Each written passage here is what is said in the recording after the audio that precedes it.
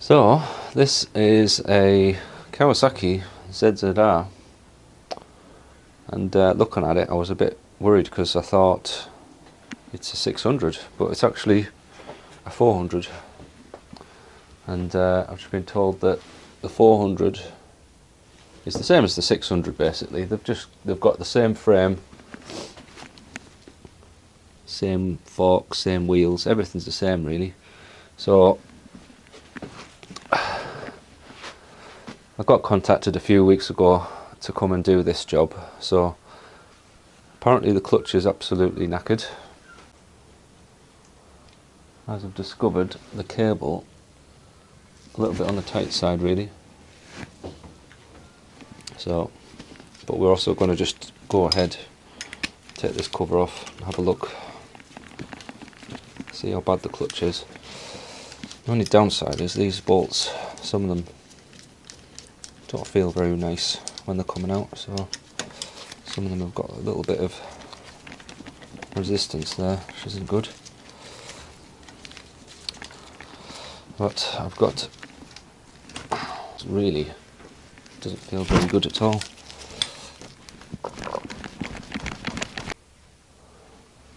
Okay, so I've got all the bolts out. Just a bit of corrosion, I think.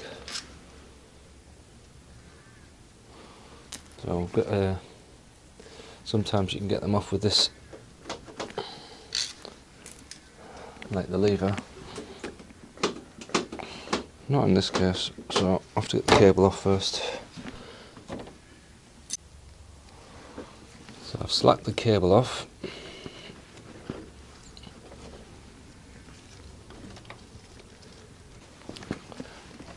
Yes, that'll work. So I need to pull that with all my might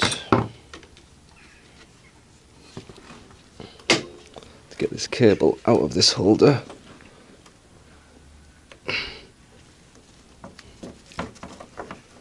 Go. Yes. Just need a bit more. Yeah. That's it. Can't get off that little hook. Yes. It's out of its holder, that's good. So now this has got nothing to do with what's holding it on. That's great. I think if I get in from the back here, I can knock it there. So let's give that a shot. I think the best chance I've got is to get through there, knock on that little edge. The rest of it I can't really get to easily.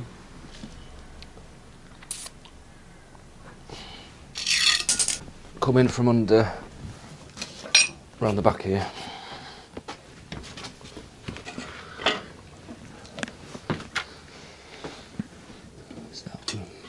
So it wants to be there. Let's get this into position. So, there we go.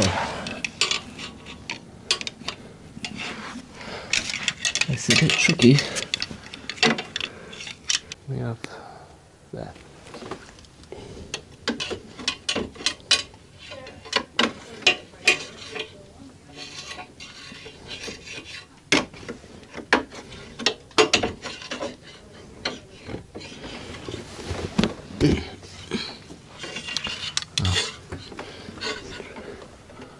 Try from this angle. Yeah, we're on it. There. If I hold it there, don't move it.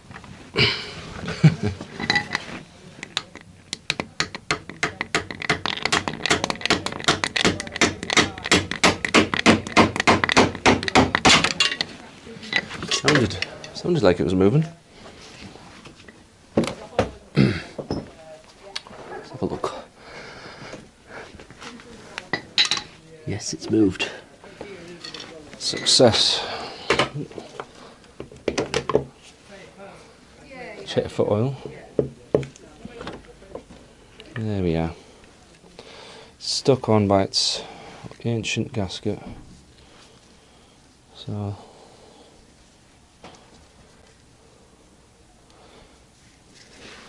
that is not too bad in here from my quick glance of that. So we'll examine the clutch now.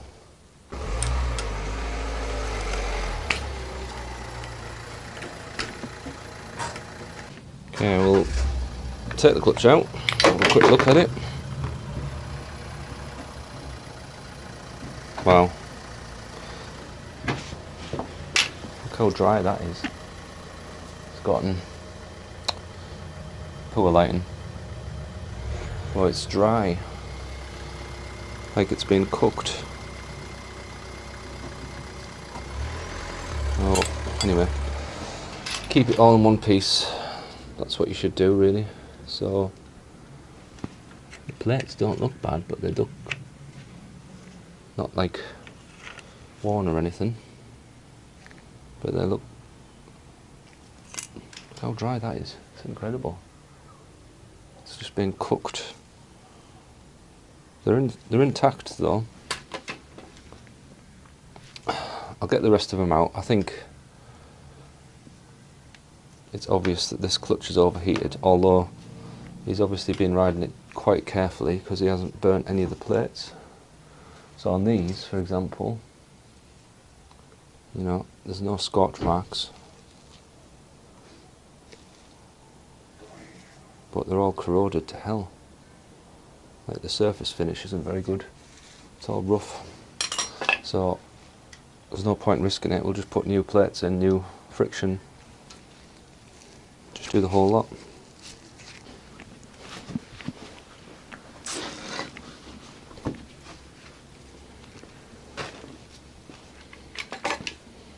So yeah, decisions made. Put a new clutch in it.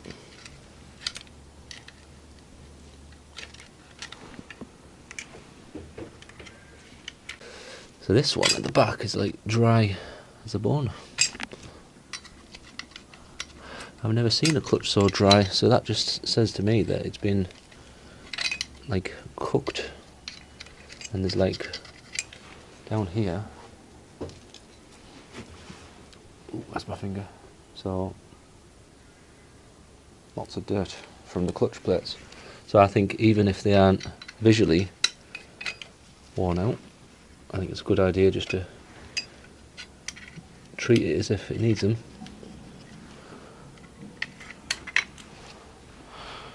Because these just look, like if I can show you, it's just, they just don't look very good. They're all dry, they're just cooked. There's a bit of corrosion in the back here. It's not the end of the world. So, get rid of that, and we'll put the clutch in. I've got, let me just check I've got enough plates because I couldn't find the information on this bike. 1, 2, 3, 4, 5, 6. 6 metal plates, I think.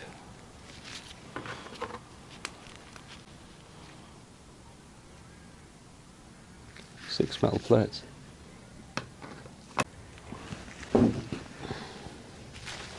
So I've got a few, I've got a couple too many I think with the plates because I couldn't find out how many I need.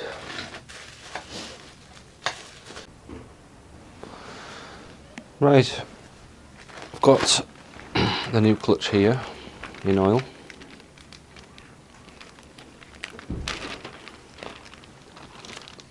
So keep the oil in there. One friction material, one steel, one friction, one steel, vice, etc.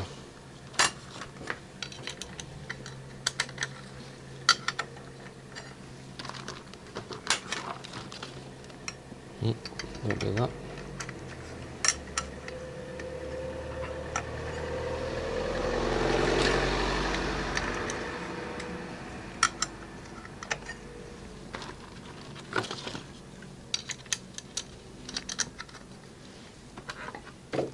steel, and then the last friction plate goes in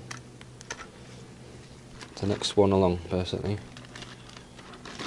and that's it. New clutch installed.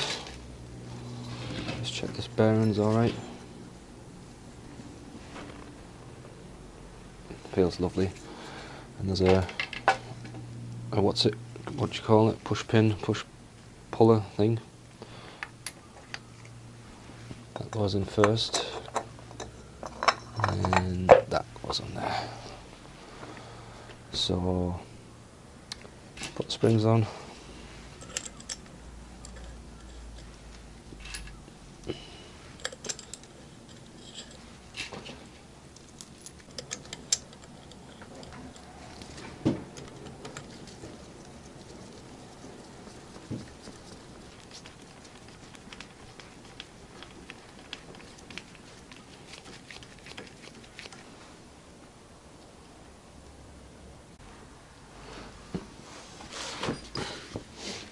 So now the most tedious part of the job is to do all the scraping, get all the gasket off.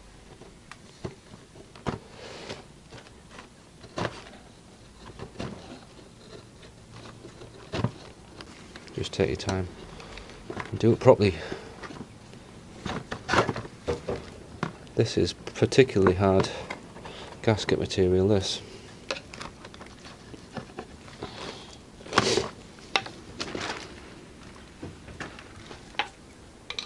So it's going to take a while. Gone round and cleaned all our gasket off. Apart from that bit.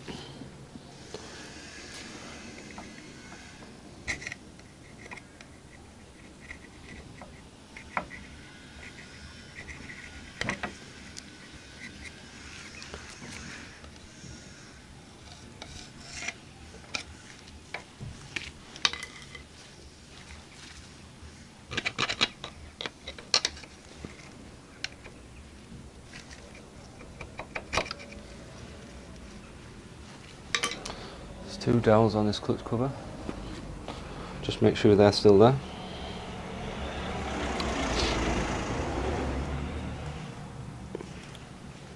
Only tricky part is getting this, so in here there's a little hook.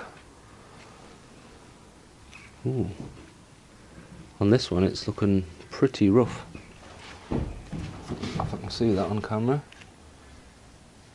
Yeah. That looks pretty rough.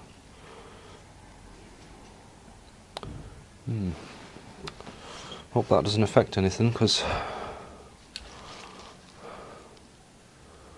you basically have to hook it on as you go into position.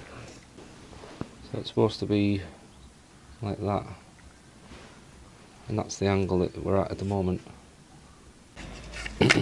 Anyway, we'll get this fitted and hopefully the clutch will work.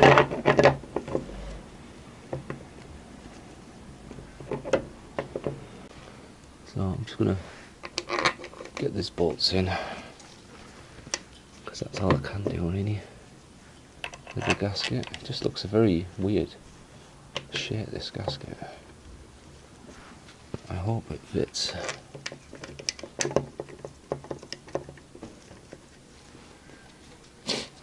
Right.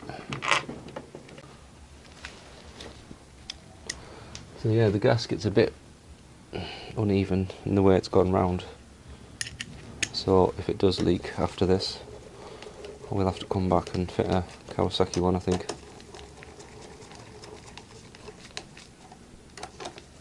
But it seems to be engaging the clutch normally.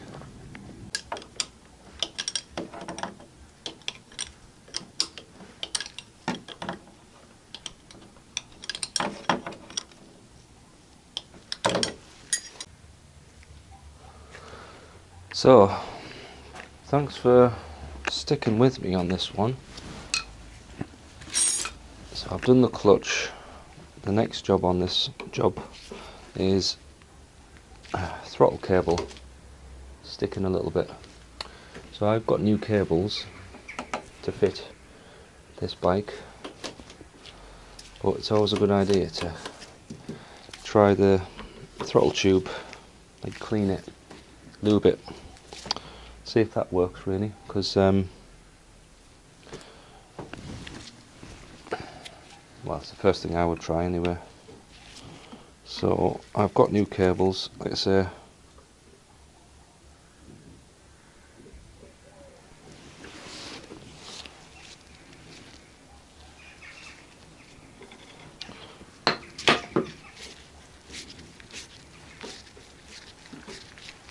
I'll take the throttle tube off first and then work out if it needs cables or not from that point. Just got it. No, it's working a treat that actually. Yeah. Yeah. Theoretical physics, and they wouldn't teach you GL, so Right, okay. you've got to have half the conversation on special. Yeah, I was never very good with chemistry, Yeah. molecules and things. But anyway. To me the hierarchy is like physics determines the chemistry, chemistry determines the biology. Yeah. I mean, yeah, let's say physics. There's the throttle cables on this bike. So the throttle there, the throttle tube, just needed a bit of cleaning, a bit of oil, and that's that sorted. So he's just gone to get the key for the bike, so we'll see if it'll start. Remind me if you will your YouTube channels, I've already got. Lost the plot. That's the one. Lost.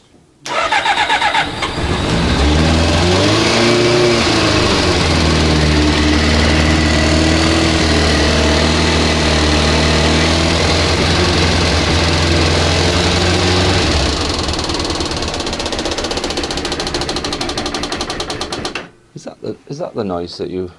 No, that's new. Not heard that before. Let's see if I've done anything wrong. It feels like the clutch is working. Look.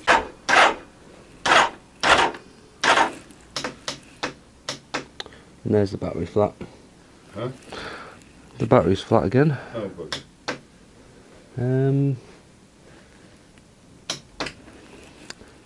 I don't know about that noise, that's very strange, but there was some damage on the puller in the clutch mechanism. Okay, so I'm just going to catch it up with what I've done so far. The speedo cable had to be fitted because it keeps coming undone for some reason. So I ended up taking the screen off to get to the, you know, the little nut that you've got to tighten up, just so you can see what you're doing really. And then the noise that we heard in the garage when I started it up for the first time, it's actually the fuel pump clicking away because the fuel tap was off.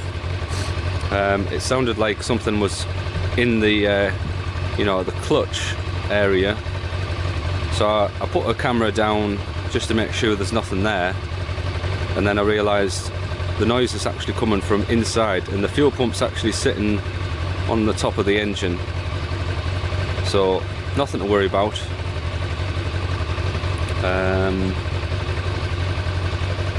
So yeah, that's all good, I think. Let's have a little try.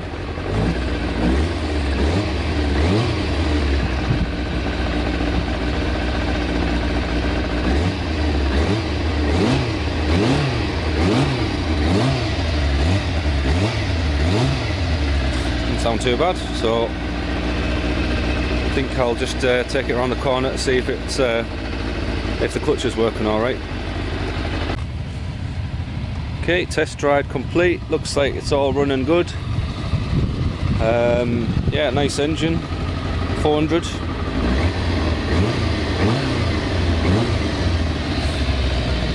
Subscribe if you want to see more.